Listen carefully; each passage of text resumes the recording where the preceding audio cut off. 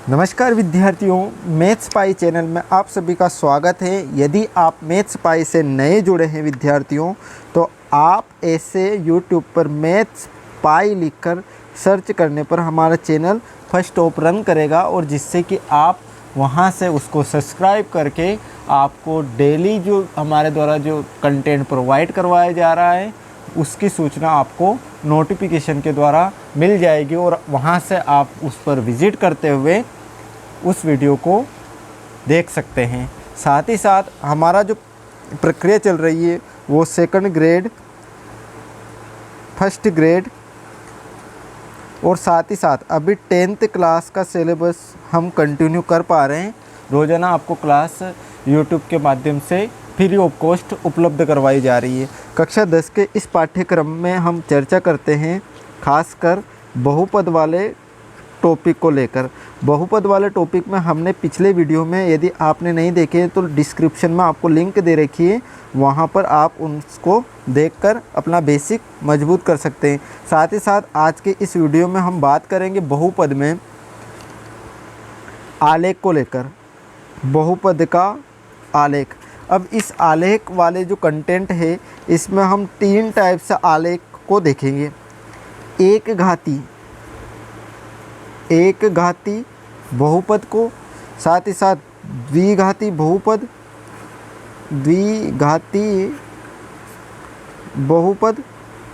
और अगला जो हम प्रकार देखेंगे वो त्रिघाती बहुपद।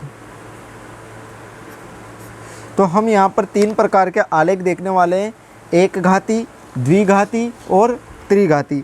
एक घाती का अन्य और नाम है वो है रेखिक बहुपद। रेखिक बहुपद किस प्रकार का? रेखिक बहुपद। अब यहाँ पर एक घाती का मतलब ये होता है कि चर की अधिकतम घात, चर की घात कितनी होगी? चर की घात होगी 1। कितनी होगी? 1। यहाँ पर चर की घात कितनी होगी? 2। और यहाँ पर चर की घात कितनी होगी? 3। ठीक है, अब ये घातों के रूप में देख लिया हमने विवरण। अब यदि उदाहरण अपन देखें तो उदाहरण किस रूप में आपको मिलेगा कि माना कि पॉलिनोमियल आपको बहुपद px के रूप में दे रखा है इस प्रकार से x + 1, तो यहाँ पर चर की घात कितनी है? 1 है। इसी प्रकार से द्विघाती बहुपद का उदाहरण अपन लें तो x² + 2x। यहाँ पर घात अधिकतम कितनी होनी चाहिए? 2 होनी चाहिए। ठीक है, तो यहाँ पर द्विघाती बहुपद हो गया। इसके बाद त्रिघाती के लिए अपन को क्या करना है? x की घात 3 + 1 कर देना है, तो ये त्रिघाती बहुपद हो गया।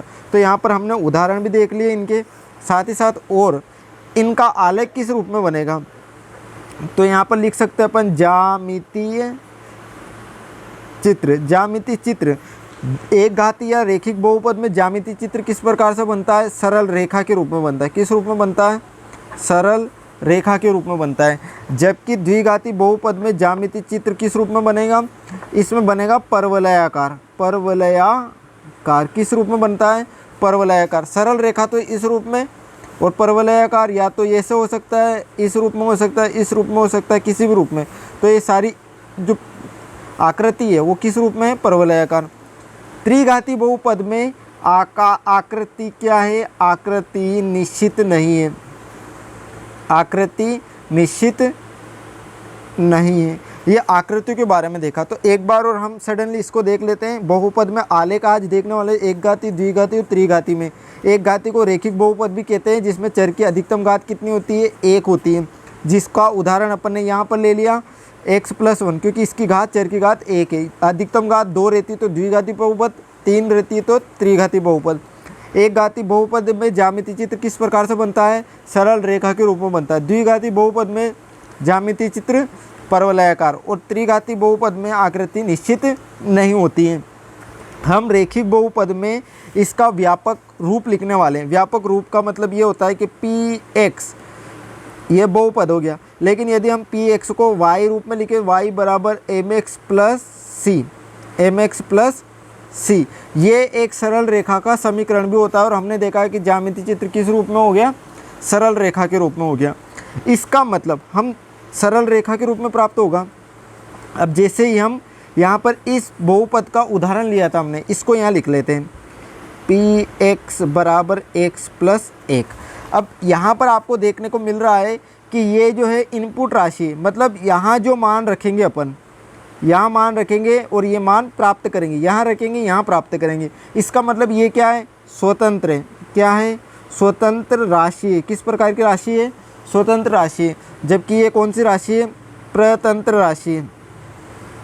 यानी ये तो स्वतंत्र है और ये निर्भर है इस राशि के ऊपर। इसका मतलब यहाँ पर हम ये कह सकते हैं कि इसमें जो जो मान रखेंगे वो ये प्राप्त करेंगे। माना कि मैं यहाँ मान रखता जाता हूँ, ये बॉक्स बनाया मैंने सारणी के रूप में, ये x है और ये px है। इसी समीकरण में मैंने मान लिया कि एक मान रखा, एक रखा, तो ये एक रखने पर एक और एक कितना हो गया, 2, तो px कितना प्राप्त होगा, 2 प्राप्त होगा। यदि मैंने यहाँ 2 रखा तो 2 और 1 कितना हो गया, 2 रखने पर 2 और 1 3 प्राप्त हो गया। इस प्रकार से और मान जैसे जैसे रखते जाएंगे इसका मान प्राप्त करके जाएंगे। x का मान मैंने 0 रख दिया तो px का मान कितना प्राप्त हुआ, 1। यहाँ पर आकृति बना लेते हैं, आकृति बनाकर देखेंगे अपन। तो यहाँ पर क्या है, ये x अक्ष है, x इसको निर्धारित करता है और p ऑफ x मान लिया अपन ने। अब यहाँ पर कुछ ना कुछ नंबर इंक्लूड कर देते, पैरामीटर दे देते इसको इस रूप में, 1 2 3 4, 1 2, माइनस की संख्या चलेगी इधर, ठीक है।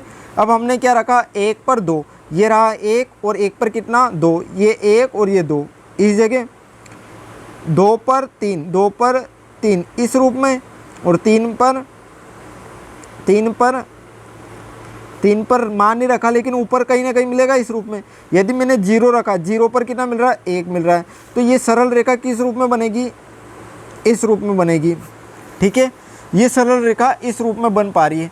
तो इसका मतलब ये है कि हमने क्या देखा था कि रैखिक बहुपद में रेखाएं ज्यामितीय चित्र किस रूप में प्राप्त होगा, सरल रेखा के रूप में मिल रहा है। यदि इसका डायरेक्ट निकालने का तरीका अगर देखें तो यहाँ पर ध्यान रखना आपको, कैसे कि यदि मैं समीकरण लिख देता हूँ 2x + 1, ये एक बहुपद है, बहुपद है, इसका मतलब मैंने यहाँ पर px मान लिया इसको, ठीक है, px मान लिया। अब कहने का मतलब ये है कि हम यहाँ पर तुलना करते हैं y = mx + c से, ये भी एक सरल रेखा का समीकरण है। अब यहाँ पर ढाल तो कितना है, 2 है, c यहाँ पर क्या है, कटान बिंदु है, क्या है, अंतखंड वाला। तो यहाँ पर हमेशा ध्यान रखना आपको, क्या याद रखोगे कि ये इसको पहले तो 0 के बराबर तुलना कर लो, 0 के बराबर तुलना की 2x + 1 = 0 है ना। यहाँ से x का मान निकालेंगे तो 1 को इधर भेजेंगे तो -1 और 2 को बटे में भेज देंगे, -1/2।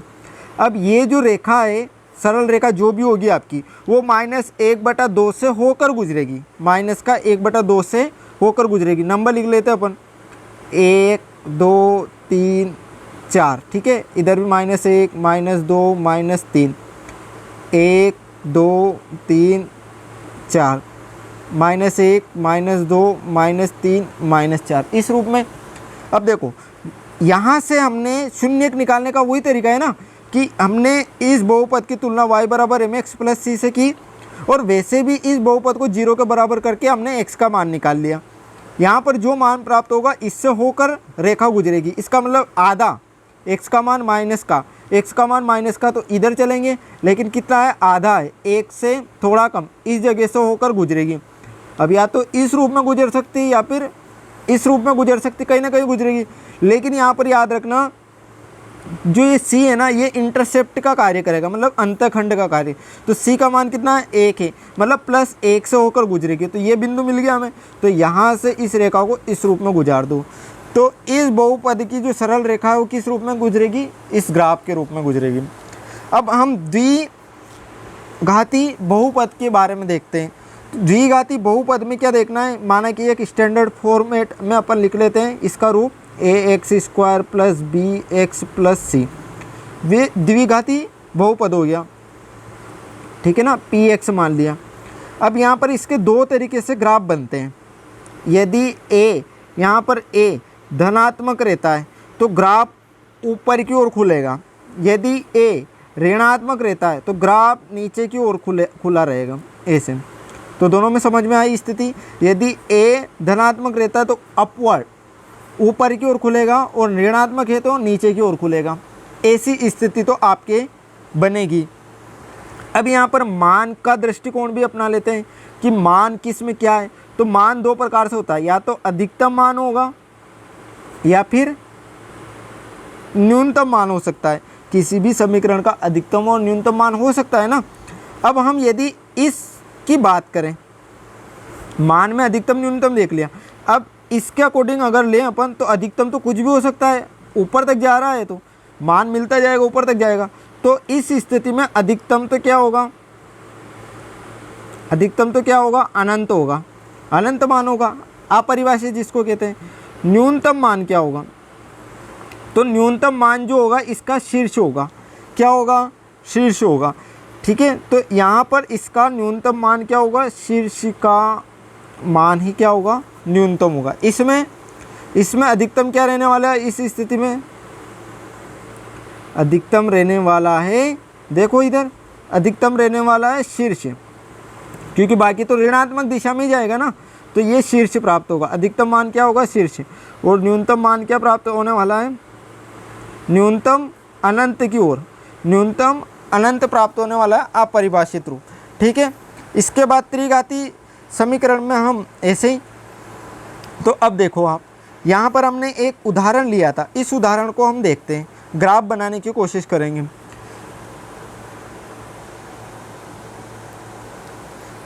इस स्थिति में हम इसका ग्राफ बनाकर देखते हैं कि माना कि ये उदाहरण था x² + 2x बराबर px था। ठीक है, अब यहाँ पर हम सारणी बनाएंगे, क्योंकि ये स्वतंत्र राशियाँ और ये निर्भर राशि, इनके मान के ऊपर ये निर्भर करती है।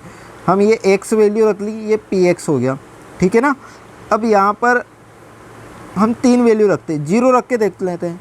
तो 0 पर तो क्या मिल रहा है, 0 पर तो ये भी 0 और ये भी 0, 0 मिल रहा है। माइनस का 1 रख के देखते हैं, तो माइनस का 1 तो प्लस का 1 हो गया, और यहाँ पर माइनस का 2 हो रहा है, तो इसका मतलब माइनस का 1। तो एक माइनस का 1 रखने पर कितना मिल रहा है, माइनस का 1 मिल पा रहा है। कितना मिल पा रहा है, माइनस का 1 मिल पा रहा है।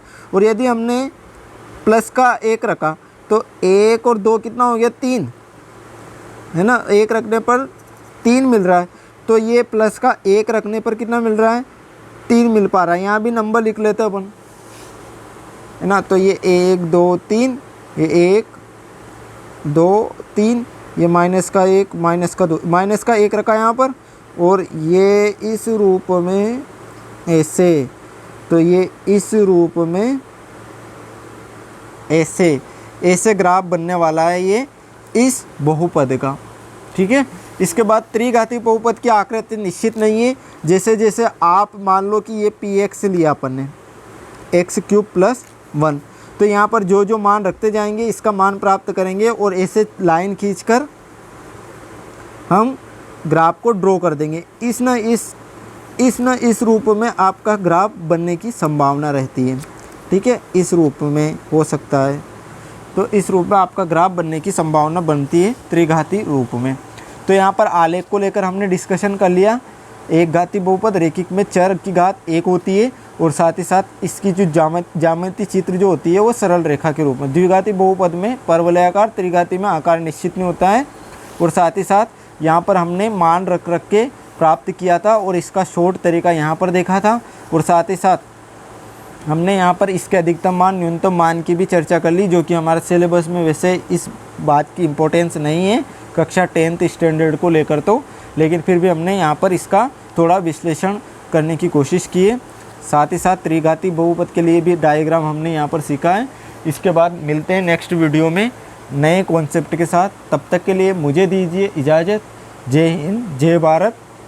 अपने ख्याल रखिएगा, स्वस्थ रहिए, मस्त रहिए, और अपने चैनल को सब्सक्राइब कीजिए। Thank you.